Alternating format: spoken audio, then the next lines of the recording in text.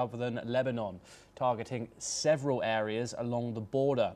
The strikes reportedly caused heavy damage in some towns, though there's no immediate confirmation of casualties.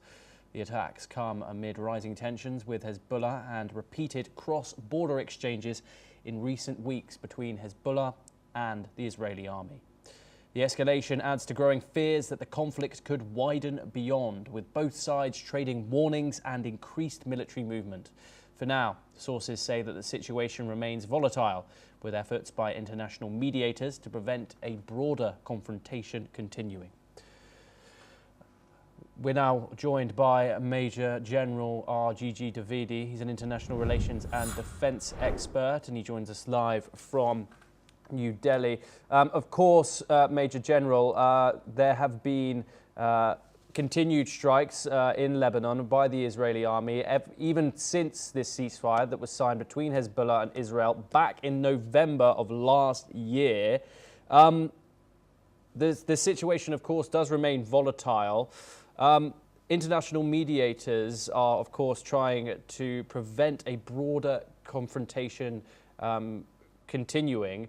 What is the likeliness of that happen, and what are the efforts going in by these international mediators to try and prevent things from escalating?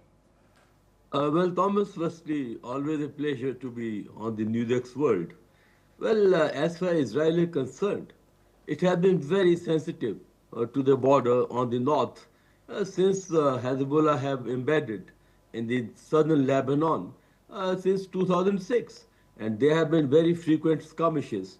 The last, the border became very active after the Hamas attack on Israel in October, 6 October 2023.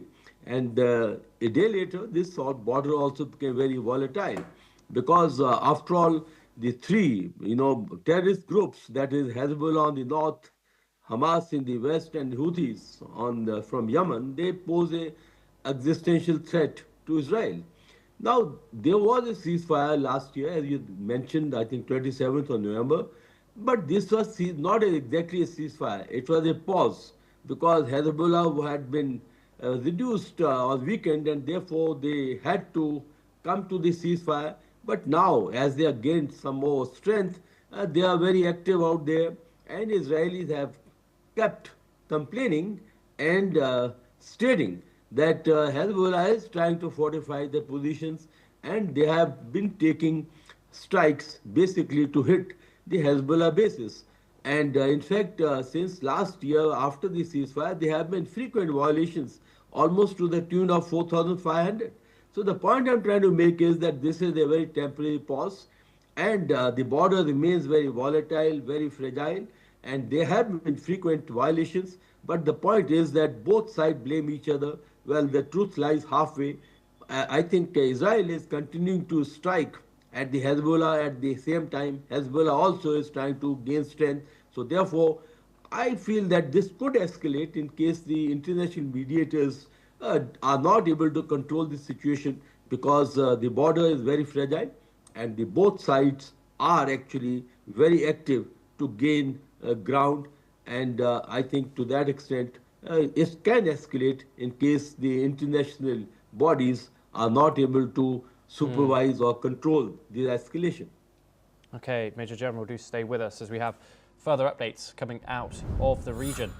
And Israel is urging Lebanon's military to take a more aggressive approach in disarming Hezbollah, calling for searches of private homes in the south for weapons.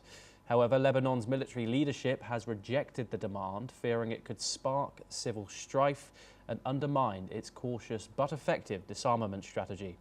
Despite this, the Lebanese army remains confident it can declare the south free of Hezbollah arms by the end of 2025 as part of a truce deal following last year's devastating Israeli-Hezbollah war. Recent operations have uncovered over 50 tunnels and confiscated guided missiles and other weapons. But Lebanese security officials stress that the army's plan never included searching private property, and Israel doubts success without these additional measures. Major General Gigi Davidi joins us once again. The likelihood of a Hezbollah disarmament, given the current factors, the current weakness, of course, of the Lebanese government and the assertion that Israel is making on it in regards to Hezbollah?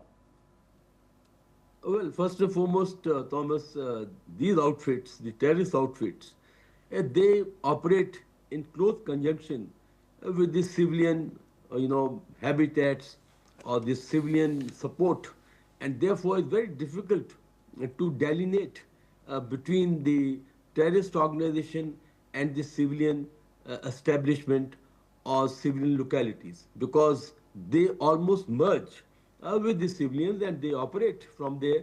So it's very difficult to actually figure out as to which are the civilian areas where they have the control and which are the civilian areas which are actually involved in supporting the Hezbollah. And as far as the Lebanon army or the government is concerned, I don't think they have the capability or the will to disarm Hezbollah. So the point is that as long as the terrorist outfit, they mingle with the civilians and they draw support and sustenance from that, as we have seen in Hamas case also in the Gaza, it's very difficult to actually single out the civilians from these outfits. So I think the situation is very murky, it's very complex, and I don't think the Lebanese army or the government are going to come into it or burn their fingers. I think Israelis will be doing what they're doing, and I don't think the Lebanese government or the army are going to come into the conflict, which is directly between Israel